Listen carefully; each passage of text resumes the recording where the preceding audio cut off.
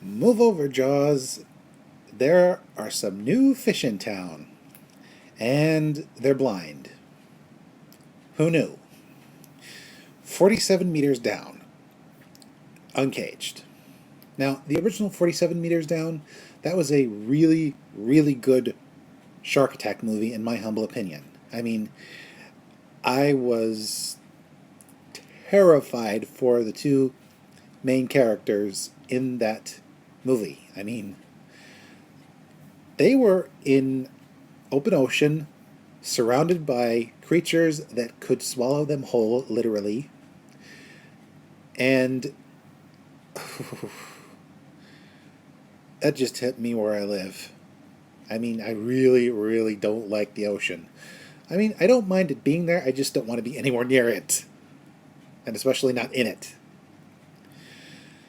Now, this film takes those fears and tacks on zombie sharks. Well, not really zombie, more like albino, blind, cave dwelling sharks, but seriously, they look like zombies.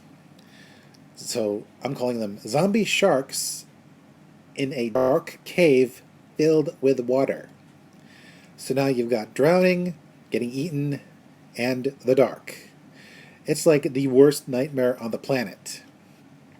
And a bunch of slasher movie kids end up getting into that situation. And watching how they react was just awesome. I mean, I'm almost speechless. First, there's the fact that it's dark and cloudy in the cave. Tack on to the fact that there turn out to be blind, albino, zombie looking sharks in the water, and they're actually great whites that evolved to live in those caves. And you've got the perfect visceral horror flick. I mean, this horror flick gave me proper jump scares. Some were fake outs, others not so much. And they worked. I felt like I was in the water with those teens in danger. I almost couldn't breathe. I mean, I felt cold. I felt the cold of the ocean in that theater. It was awesome. The sharks actually looked real. I mean, I couldn't really tell what was CG and what was uh, like a robot shark half the time, like an animatronic shark, because I think they used animatronic sharks at some point. And even if they didn't, those sharks looked really, really good. There were some other fish that didn't look so good, but I sort of suspended my disbelief because, for the most part, the effects looked really good, especially since a lot of the sequences were shot actually underwater. And unfortunately, not all of them were, I have to say, because some of them looked like they had put some sort of CG filter on the camera and just had the actors pretend like they were underwater. So that's why I gave it a 4 out of 5 stars instead of 5 stars on Rotten Tomatoes. Um, but overall, the underwater claustrophobia and the underwater feeling of being hunted was really like legit.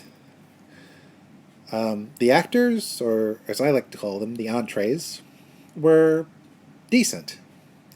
I actually could see them telegraph which ones were going to be eaten and which ones weren't. Well, most of them. Well, half of them. A couple of the characters kind of surprised me with how they died, but other characters were kind of obvious. But they at least made you sort of care for the characters. One of the actors was actually Stallone. Yeah, one of those Stallones. And another one, I want to say her last name was Basinger, but it might not be. I do know this. The main protagonist, who's a bit of a tomboy, she really worked for me.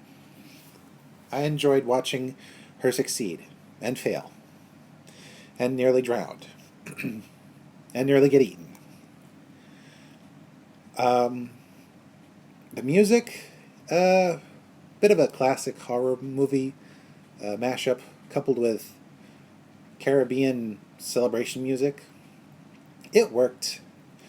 But honestly, what worked best was when there was complete silence except for the gurgling sound of water on your eardrums and the hissing of an oxygen tank as it slowly emptied and you could tell that you were running on borrowed time.